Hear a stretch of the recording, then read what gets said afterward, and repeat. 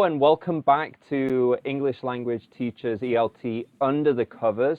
I'm Neil Teacher and I'm again joined by the ravishing, the very dapper today, Rich Teacher. Professor Rich. Hello everybody and welcome to today's episode. I feel like I'm introducing a circus or something. Welcome! First up we have Neil the strong man. I think you need He's a going different to hat for that. bench You need press a top 40 hat. camels. Sorry?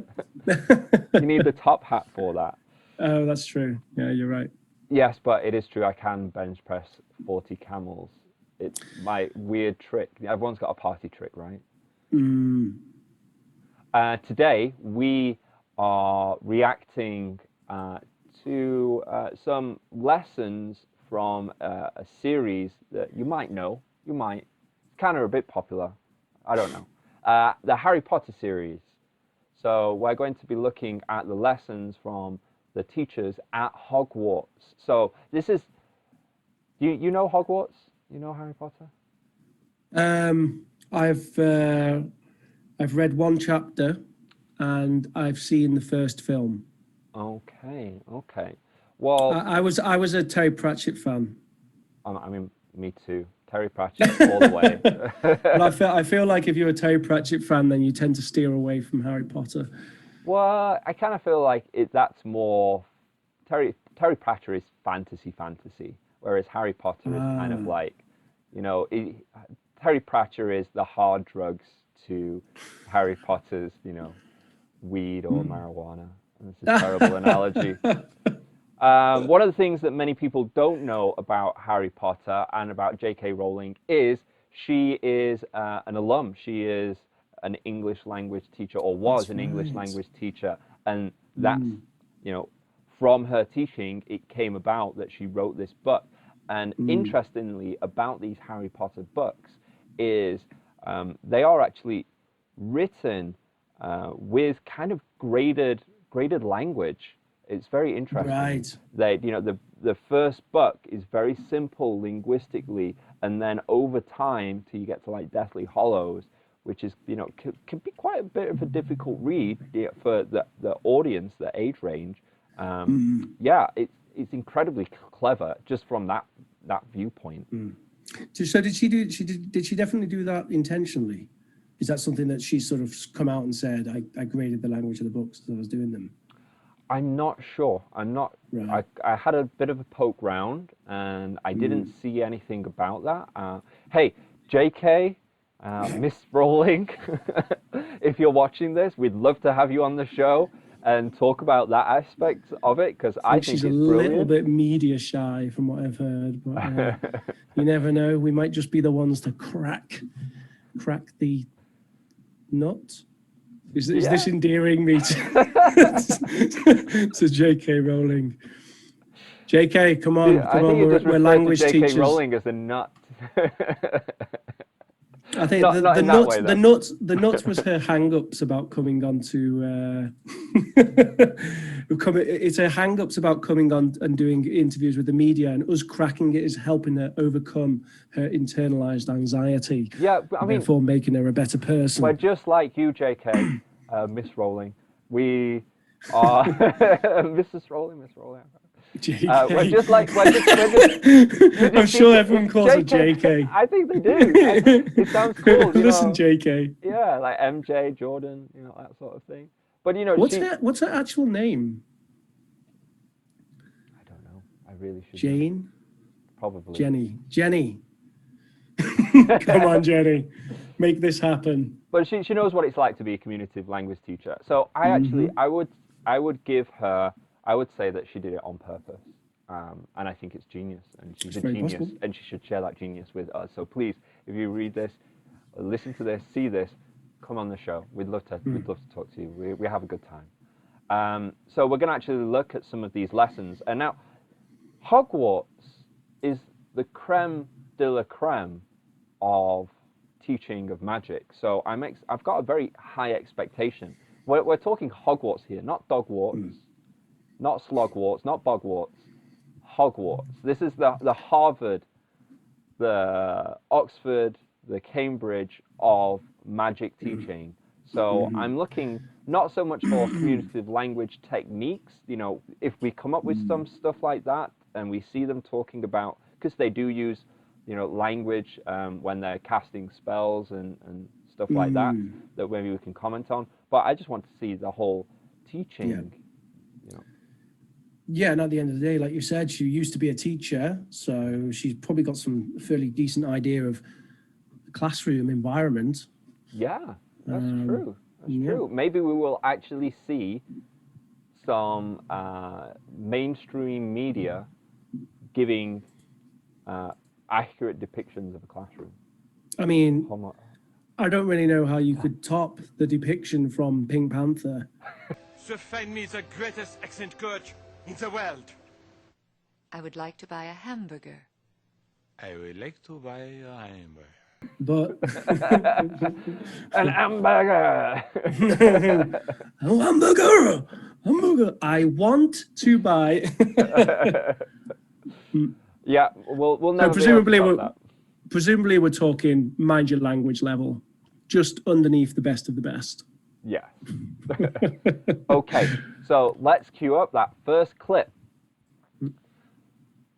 This very first clip is from probably one of the most famous teachers, professors there, Sirius Snape, as played by the esteemed and wonderful Alan Rickman. The rough and ready Rickman. Dun, dun, dun. How many people do you use that for? Anyway, let's move on. Anyone with an R name.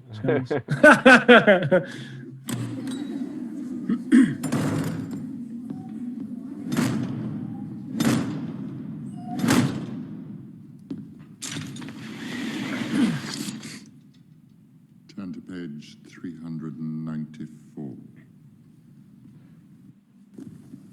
I thought he was going to go with PowerPoint then. Seemed like it. Excuse me, sir. Where's Professor Lupin?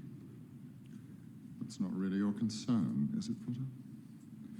Suffice it to say that your professor finds himself incapable of teaching at the present time. Turn to page 394.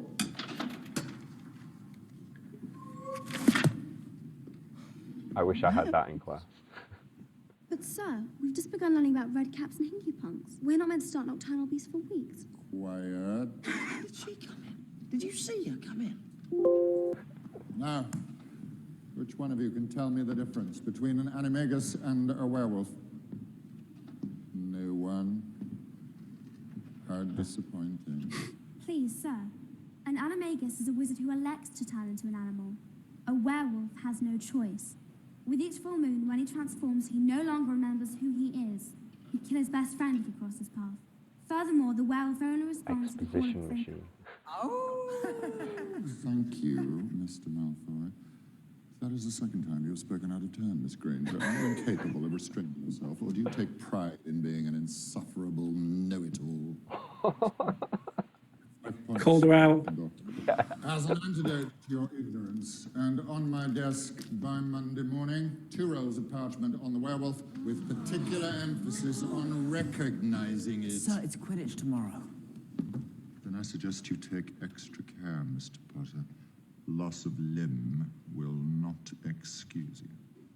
Page 394. Werewolf is a contraction of the Anglo-Saxon word were, which means man, and wolf, werewolf, man, wolf. There are several ways to become a werewolf. They include being given the power of shape-shifting, being Classroom notes. Okay. There we go. So that's the teaching stylings of Snape, Sirius Snape. What can we derive from this? Well, he's pretty cool, isn't he? No doubt about that. Very comes across. I think he's known as being stern and serious and serious. Yeah, he has that sort of old school disciplinarian type thing going on, right? The way he sort of slams the windows shut. Yeah, he's kind of like the old cliche of a teacher. Right. let's get down to business. He's got that turn to page, blah, blah, blah, which is almost like that's like an archetype of a tedious lesson, isn't it? First thing you do is turn to page, whatever the page number is, right?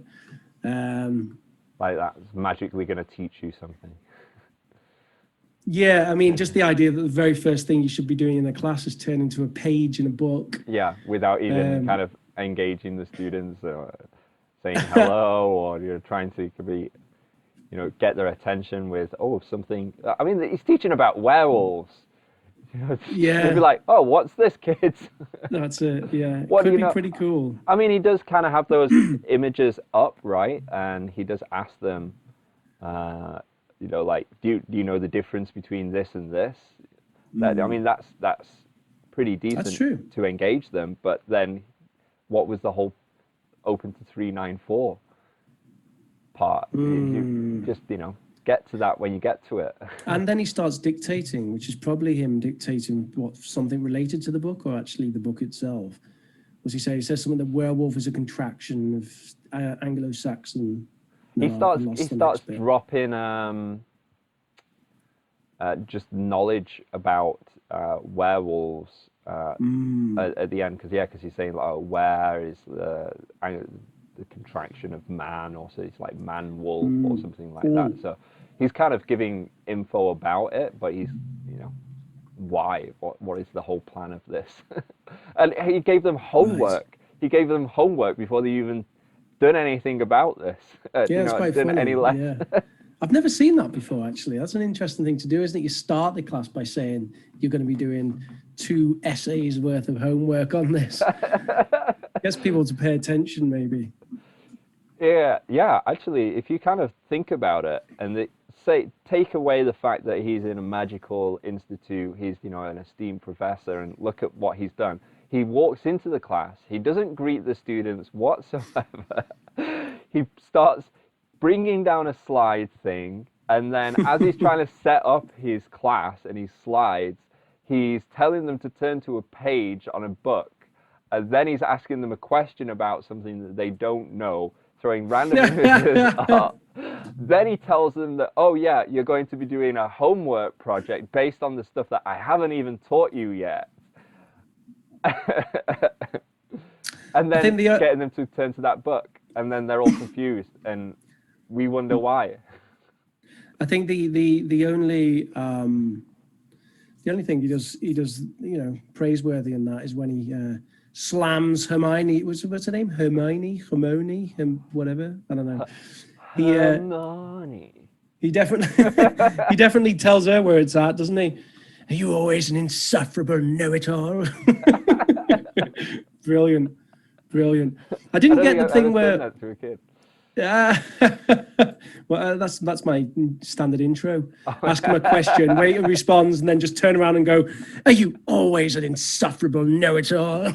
Wait, I got to get my notepad down and write that down. So I didn't quite get what Ron was saying about where did she appear from or something. It's a running gag. He goes into, he's in the class and he doesn't see her ever enter the class, but she always answers a question, and he's like, where the hell did she come from? Okay, all right. It's a running gag from him, but he's also a bit of an idiot. Because the scene itself seemed quite serious. I mean, I assume that's quite later on in the stories, right? Because they're quite old in that. Oh yeah, there's, you know, a whole bunch of different classroom scenes. We're completely out of order here. We don't care. Right. We're taking a page 394 from Sirius Snape's book and just randomly throwing shit at the wall in this video. Put together. But it's funny because she's in terms of narrative storytelling, she's the exposition machine. So she just explains a whole bunch of stuff that you need to know for the story to progress. I see, yeah. Do you ever feel like your students in your class are like that? You know, like you're asking them a question, and really you don't really want the answer that much. You just want them to give you an explanation so you don't have to do it. I don't know quite about that, but there's definitely this kind of student who wants to explain things for other students. Yeah. And it can actually, I mean, it can be nice, I guess, because you got student to student, what do you call it, learner correction, can't even remember what you call it now, but you know, when another learner in the class is providing the kind of teacher's job for another learner, right? But also it can be annoying because sometimes what you'll do is you'll address a student who's struggling a bit and needs to think about it. And then someone, you know, you get this a lot in like the Mediterranean countries, don't you? They want to help by basically telling them what to say.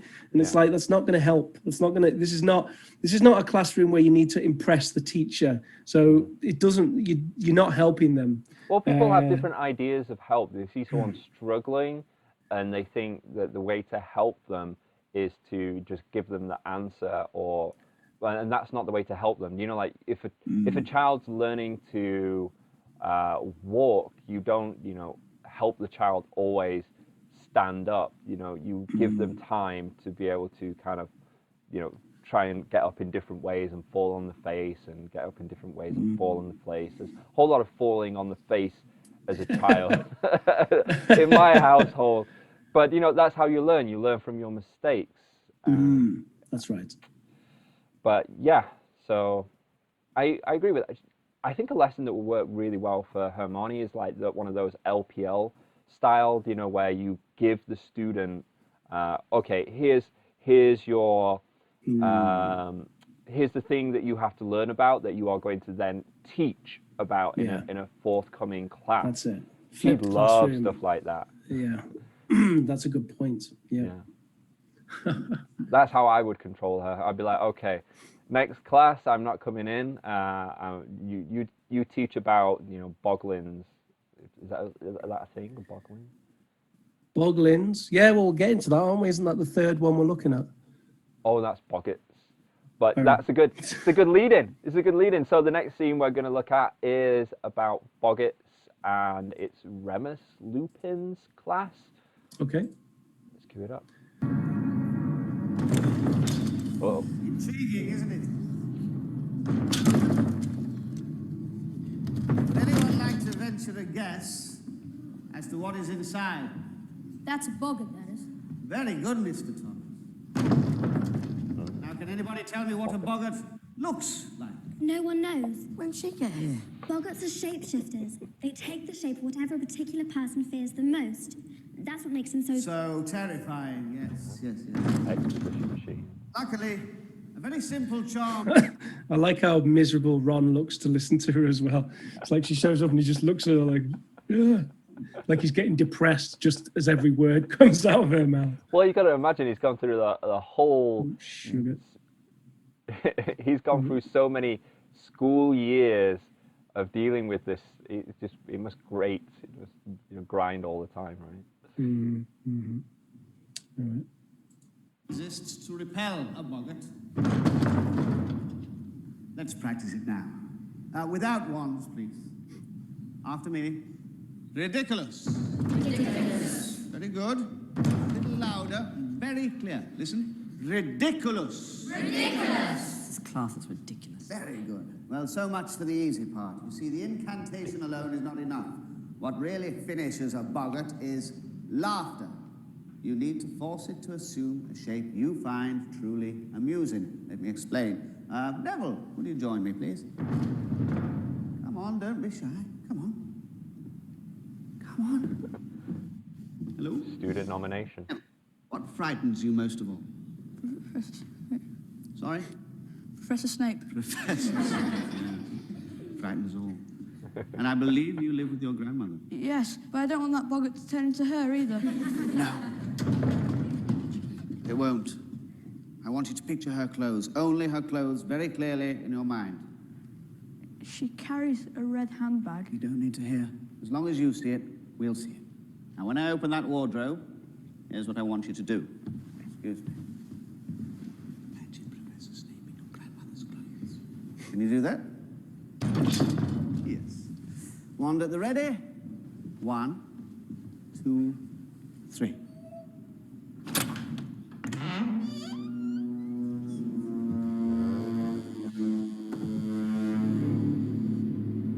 Think, Neville, think. Ridiculous!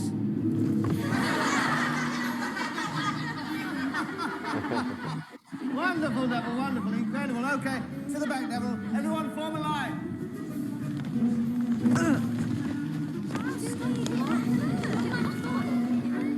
Form a line. I want everyone to picture the thing they fear the very most and turn it into something funny. Next. Ron. Concentrate. Face your fear. Be brave.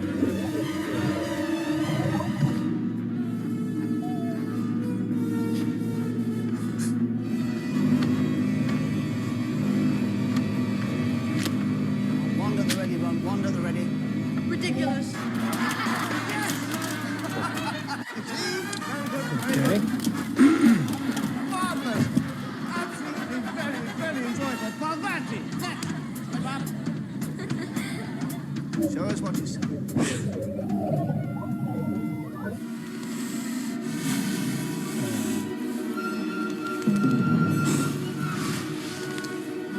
your nerve steady. Ridiculous!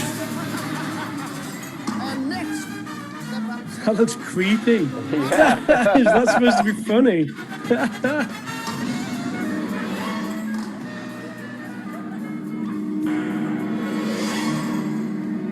Oh, I see.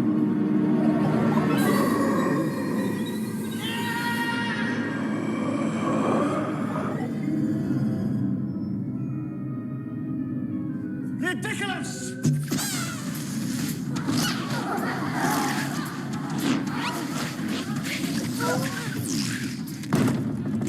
Right, well, sorry about that. That's enough for today. If you'd all like to collect your books from the back of the class, that's the end of the lesson. Thank you. Sorry. Sorry, go on. You can have too much of a good thing. So, what do you think about that one? So there's I mean, it's obviously quite exciting, isn't it? I mean, teaching magic's a little bit different than teaching language, I suppose. Well, come on, Rich. Come on. I think it's a little bit closer than you give it the credit for. I know there's magic coming out of your class. Yeah, so it's I mean, I felt engaged, but it's an engaging film as well, isn't it? You know, Yeah. so you know the practicality of it was quite exciting. Lining the whole class up to take turns, maybe not the best use of time, but maybe this is a kind of dealing with a boggart, was it? Maybe when you're dealing with boggarts, you need the teacher needs to be ready to react in that situation like you did with Harry just then. Yeah, it could be therefore- just budgetary. You know, Hogwarts, you know, they're running low on the coffers, so they don't have as many boggarts that they can afford to have in one row. Right, yeah. It's like having one iPad for the whole class or something. Yeah. Yeah. I think it's probably more towards, you know, what you're trying to explain, you know. Yeah. I mean, you could see, you know, the blonde-haired troublemaker kid was already getting annoyed, wasn't he? Because he wasn't engaged. He was at the back of the class, you know, didn't engage in the choral drill very much, and then he was in the line bullying other kids or whatever. So yeah, just highlighting the problems with that single line format, you know. I mean, it's a really valid point because it's something that you see a lot of in ELT classrooms where they've got like the board run, that sort of stuff, all line up, and then you run to the board and you write something on the board. You know, there's that's the problem with going through these teacher-based exercises where it's, you know, not split into groups. They have to. There's only so much whiteboard that you can do, and only so many teams that you can put the students in. That you've got to go round in lines and lines. I agree. They should have been able to put them into smaller groups and have their own boggart that they can. Well, another way of doing it, if it is a dangerous activity that needs to be monitored, then what you need more than one activity, don't you? So you need maybe 4 activities. One of them is the boggart, and the other 3 activities are some activity related to the thing they have to do with it. And then the teacher stays with the boggart group, monitoring that, while the others theoretically operate autonomously, doing whatever they're supposed to do. Yeah, actually thinking about it, it'd be pretty easy to kind of set up because he did preamble with Neville, where he's like, okay, I need you to imagine something, you know, your family member, someone that you really love, you know, your grandma, what does she look like? You know, like this whole exercises of thinking of something that's positive, or think of something that is ridiculous, along with thinking about the thing that you're scared of. So they're not just standing straight in front of this scary monster thing. They're already prepped and ready to go when you know, setting them in groups, doing those activities, talking about getting them to discuss the most ridiculous things that they can think of, while the others actually do the boggart practice. Yeah, that's right. Yeah, so they could do the prep. One of them can be doing prep. One of them could be doing, I don't know, a bit of research, and someone else is practicing the spell, the ridiculous spell or something like that. And then you've got the actual practical with the boggart. Yeah. And one thing we also saw in that, which you just talked about, was we saw a model, didn't we? He got a student up and modeled the activity. Yeah. And that's one of the first times that we've seen that in these kind of clips. So interesting. No, actually, I thinking about it, that I thought that was pretty well done, to be honest. The model was very good. Yeah. Well, if we go from the beginning, he's walking in. He's he's engaging them. He's not telling them what's in the wardrobe. He's like, "What do you think's in that wardrobe?" And this wardrobe's making noise. That's pretty engaging. True. That's a good question. Yeah, you know, that's like, oh, what's going on here? And you know, this guy chirps up. He's like, "Oh yeah, it's a bugger," and he's like, "Oh, that congratulations." And what is that? So, and then he gets another student involved, because he doesn't ask the same student that said, "Oh, it's a boggart in there." He asks a different student. So there's already an engagement. There's building something going on there. And then, you know, he talks a little bit about it, asking them, you know, what you need to do and that sort of stuff, eliciting a lot of these answers. And then also, and from a health and safety point of view, because as a teacher, I think that's one of the things that you never really see in the classroom in, you know, like films and TV shows. There's so much health and safety that you have to consider. But you know, he didn't have their wands out, so they weren't casting spells. They were practicing, because he's like wands away. So he was getting them to, you know, do the choral drill, but without you know, the danger of actually, you know, you casting that spell. Which I was actually that makes sense. Yeah. That is a good point. Yeah, because that is something as a teacher you have to think about all the time, don't you? Basically, the health and safety aspect. So. Yep.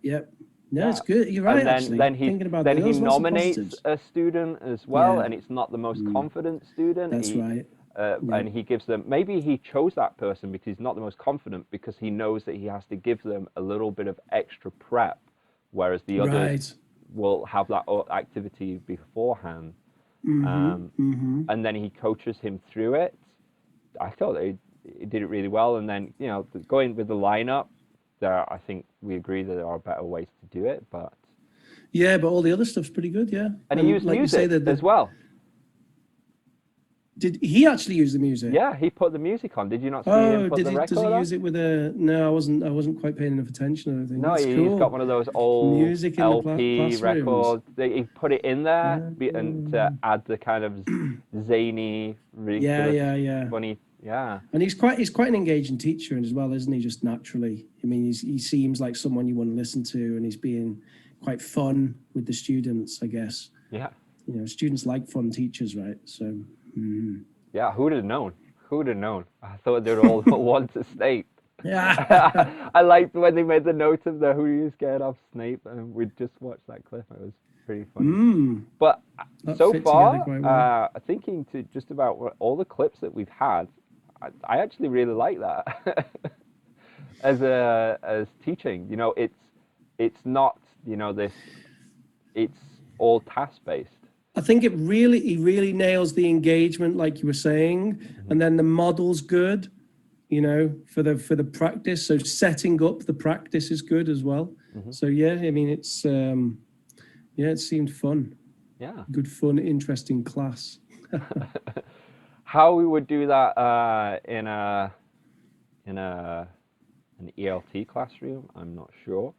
What we could we'd have to have something, you know, like some sort of program on PowerPoint or an interactive whiteboard that generates a question or generates something that you have to respond to.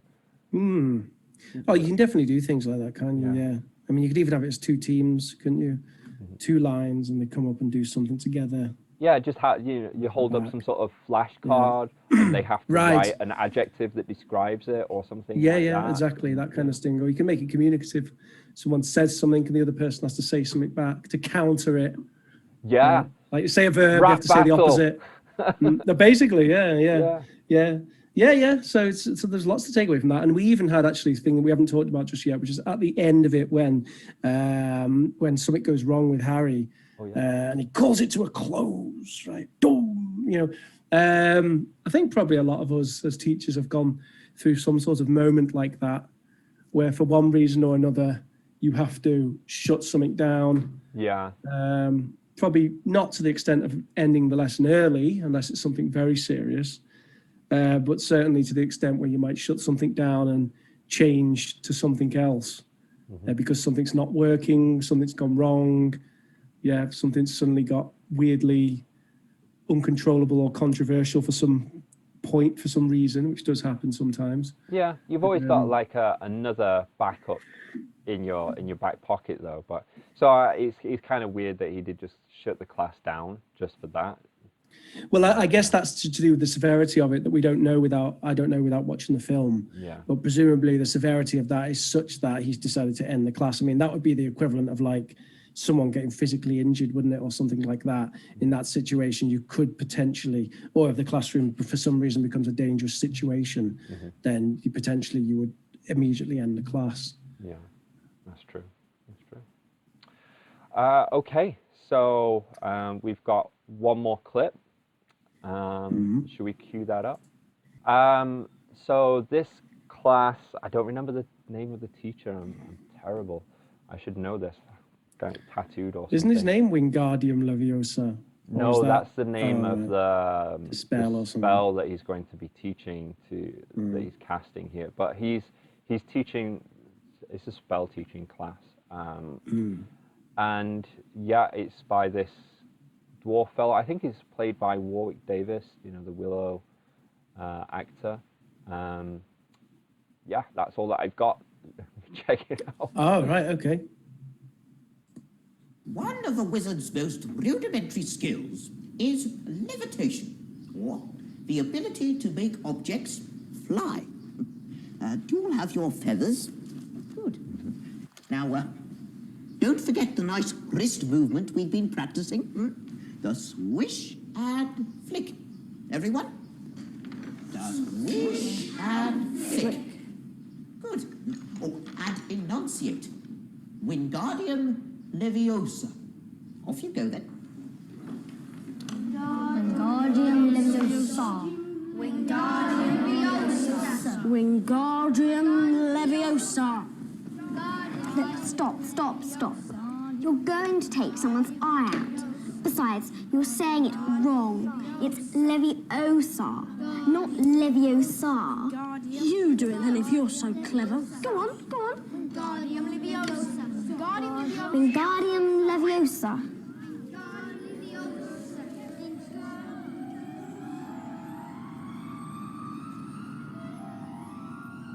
Oh, well done. See here, everyone. Miss Granger's done it.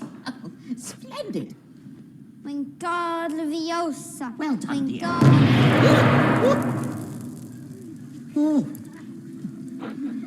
I think we're going to need another feather over here, Professor.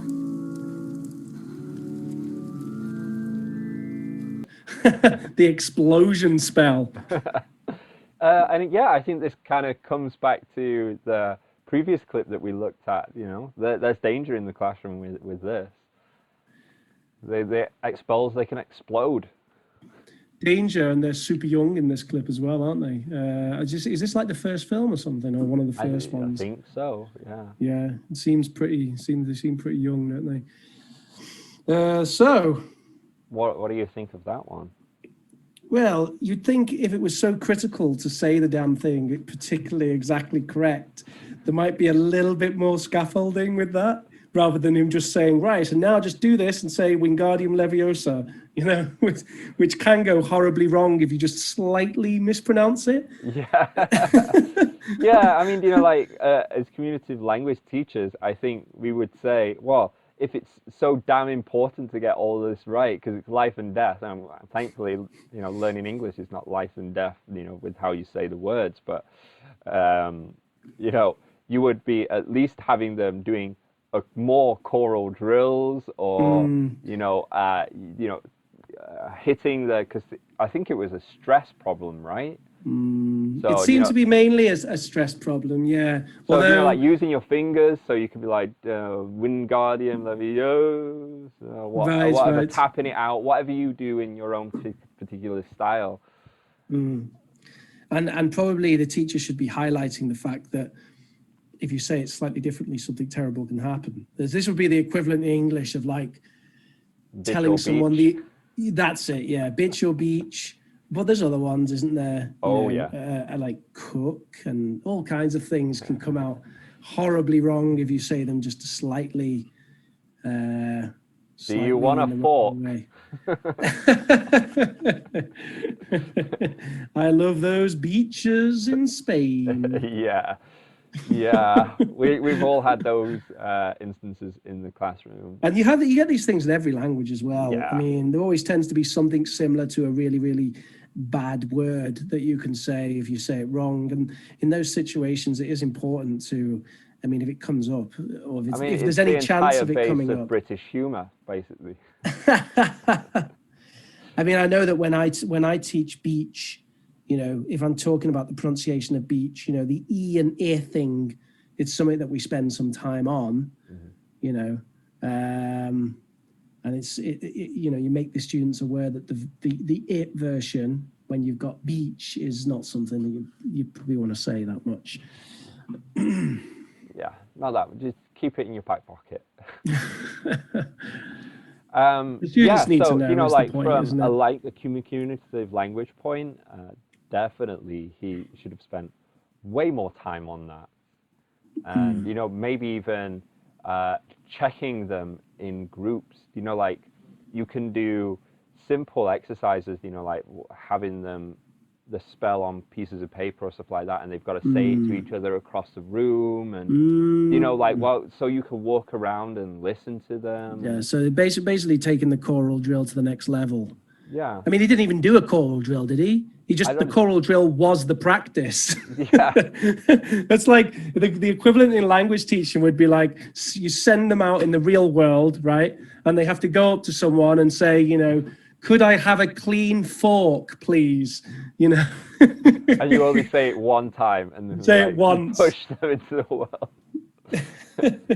And if it's so important to have them say it correctly, then don't give them the wands that he didn't give them the wands in the previous clip. That's right. Yeah, bit better thought out, wasn't it? Yeah. What would have happened if they had those wands and they were saying ridiculous to him?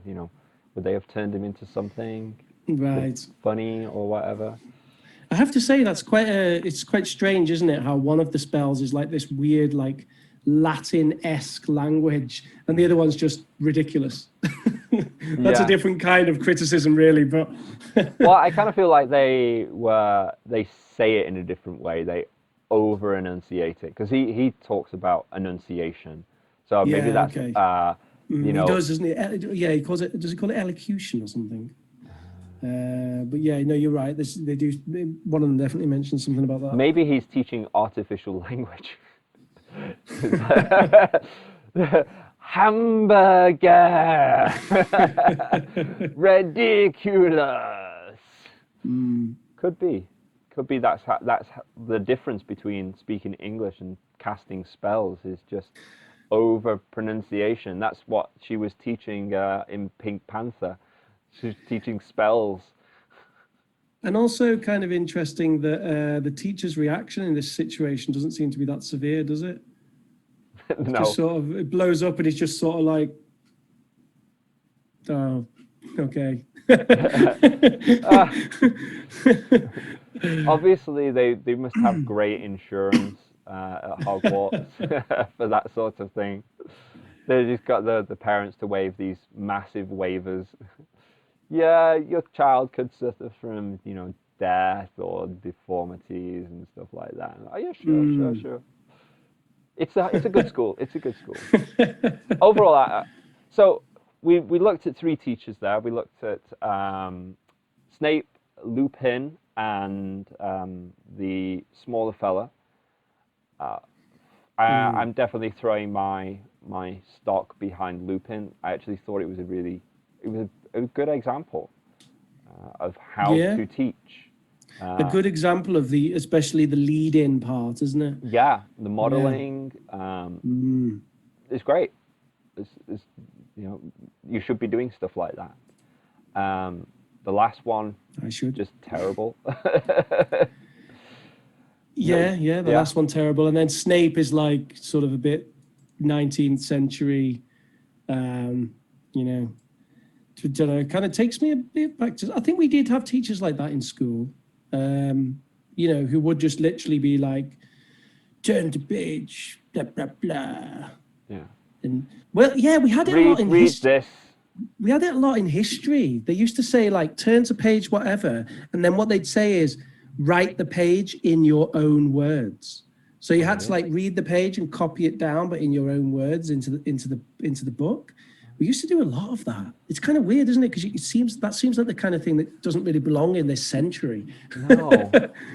I mean that would be something that you would kind of give us homework, or kind of a summary of the class. We used to do it a lot in class. It was just before GCSE, so I would have been like 14, 15 doing this.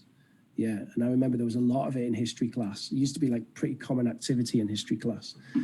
Well, the big focus is on dates, because that's the sort of stuff that comes up in the exams, right? But, history's so interesting.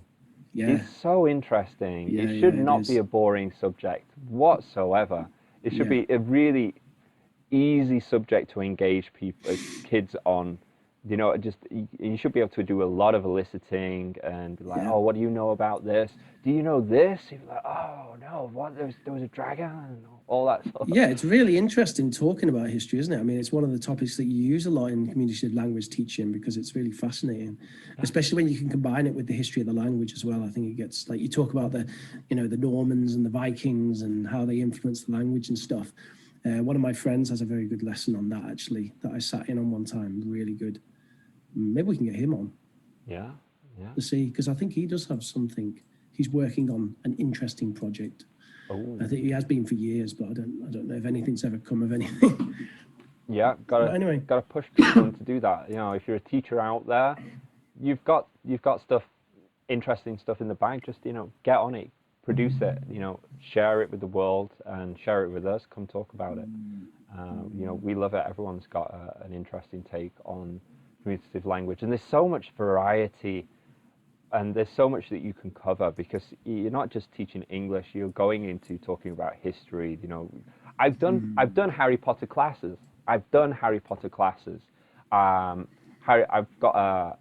for the kids. I've got a Harry Potter bingo class. Where it's like a quick exercise, and we play bingo, and it's all Harry Potter based, talking about, we're casting different spells and stuff like that. But, you can easily just change it up and cast grammar, make grammar to be the magic and stuff like that. You want to send someone into the past, you use the past. Send them to the future, you use the future. That could be cool. Yeah, right. The spell is like, you have to use an example of the present perfect. Whatever. I'm sure you could come up with some interesting stuff with it. Yeah, that's cool. I don't think I've done a Harry Potter class. I don't really know why. I wonder if it's one of those things that it isn't really in the books because of the copyright. They're worried about the copyright. Although, theoretically it wouldn't be an issue because of the fair use kind of thing. But I guess maybe when you use it in your material, you need to get some sort of permission. And then people, it would require the teacher themselves to make the lesson and therefore be interested in it. And as I said, I never particularly read the Harry Potters. I went through Discworld instead. I think that'd be Discworld would be great for students as well. Yeah, the language. I mean, the humor requires a certain level of cultural understanding of language, doesn't it? There's a lot of Monty Python references and stuff.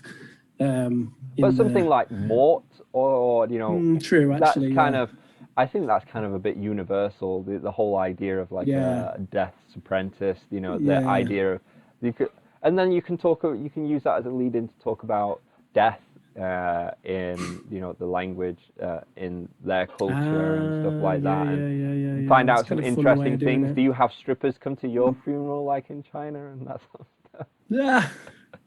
Or is that Thailand? I can't remember. But yeah, I've known plenty of people that have done Harry Potter classes and Harry Potter camps, like English camps and stuff like that. And the issue is the fair use. So you have a lot of people out there that produce fantastic material and they share it on teacher websites. We've got a great Harry Potter Choose Your Own Adventure PowerPoint on the Team Teacher China website. I'll put a link to it and you should check that out. I can't remember the name of the teacher that put that together, but they did it as part of their camp and it's fantastic. And we've got videos coming out because we did a portion of our English camp in the past on Harry Potter where we made wands with the students and we did made dream catchers and stuff, and we've just not got around to producing those videos yet. Yeah, that's great. Yeah, I mean, that kind of stuff is fantastic, isn't it? Yeah, all this, that I can imagine the dream catcher, but that'd be really cool. Yeah, I'm not sure if you would would you classify that as task-based learning? Because, I give them directions of how to do it, and I show them how I do it, and then they do it, but it doesn't, I think, fit the format that you talked about. No, you're right. Like I say, I think it would come into the area of things that people would call task-based learning. Yeah. I would consider it as like project-based. Yeah, it's probably a bit more project-based, maybe CLIL-ish even, because what you're doing is you're teaching something else, like how to make something, but you're using English as the medium of instruction.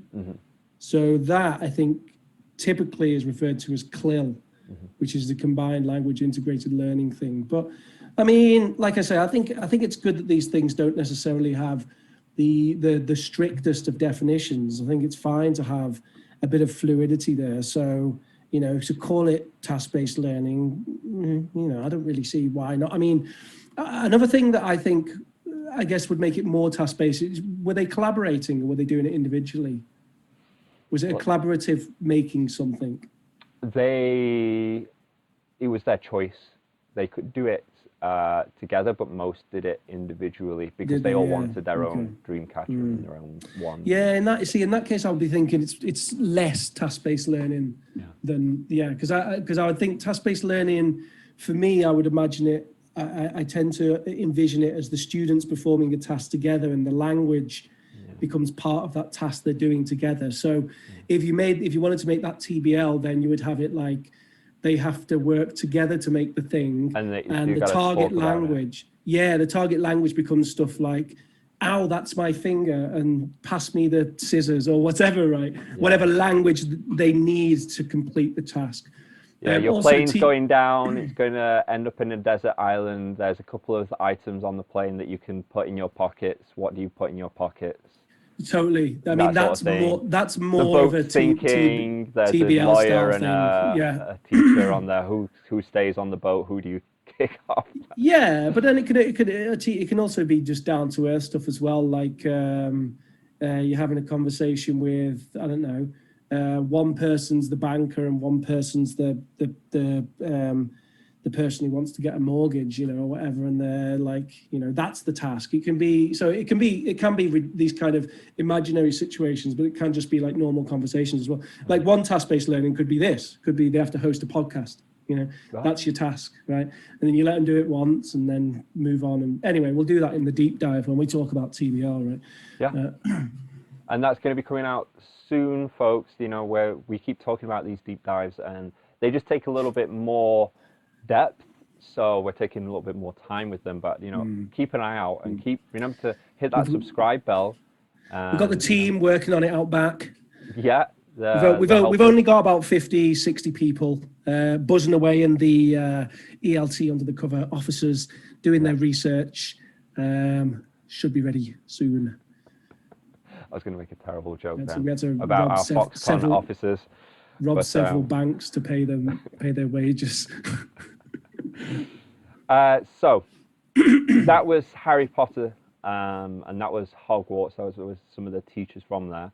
I really hope you enjoyed that. I enjoyed watching those, and yeah, they were fun. I mean, they're good films, aren't they? You know, they're good. I films. I haven't really seen them, but you can tell they're good films. You know, they're entertaining to watch.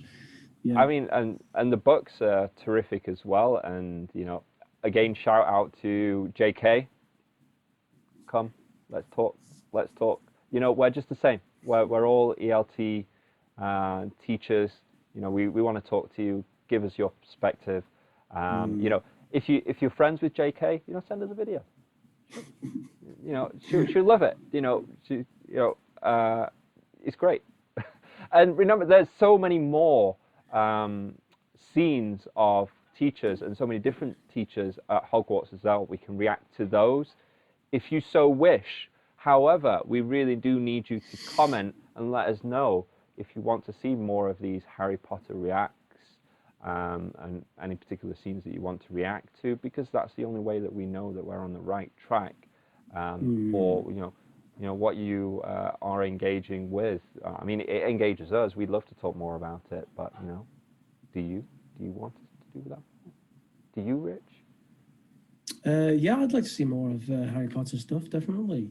How many comments and likes do you think it will need for you to put together that video? I think if we get to say 5,000 likes and 20 comments. 5,000 likes and 20 comments. You heard it from the man. You heard it from the man. That's what you need. That's what you need. Get out of there. We know that the people who watch these videos are a little bit shy about commenting. So, you know, please do leave a comment. Yeah, we engage. We respond. We always respond. And we're interested in requests. If there's something you want to hear us talk about, then we will definitely consider it. Do you have any final thoughts before we wrap this up?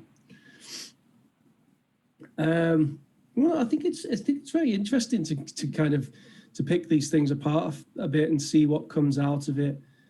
Thinking about it, you know, as English teachers, we spend so much time. You know, well, if you're interested in developing as an English teacher, you spend so much time, you know, just doing observed classes or talking about the theory or watching other teachers, and that's all great stuff. But there's something kind of fun and quirky about just seeing how it's represented in popular culture and making you think about like slightly different, slightly more peculiar things. I don't think that we're ever saying that, you know, any of these are the ideal way to teach a language teaching class. It's more about what we can take from them, you know, and I think even the really, you know, even the kind of terrible ones, we found some stuff, and then we found some that are surprisingly good and are actually pretty close to like a decent section of a language teaching class. And I think, you know, that's kind of fun and interesting to do that. Yeah, when we break it down and we're like, oh, he's doing this technique or he's doing that, I'm always kind of a bit surprised. I don't know why, but it's kind of fun. It's kind of like, oh, I see this scene in a way that I didn't see before when you kind of put your teaching hat on, and it is fun. And I think one of the things that I derive from doing stuff like these videos as well is the way that the teacher is presented. So often, you know, the teacher that's presented the old school kind of Snape style, all the kids in the class are like bored or they hate it. Whereas you've got the Lupin class, which is, you know, more project-based, but a little bit, you know, more interactive, more fun, more engaging. No books, that sort of thing. That's portrayed as being good and being a fun class. So it kind of is almost kind of giving you a subconscious road or direction to go with your classes, because that's kind of what people want. They want that in their class, and I feel like they're projecting that into the culture. Yeah.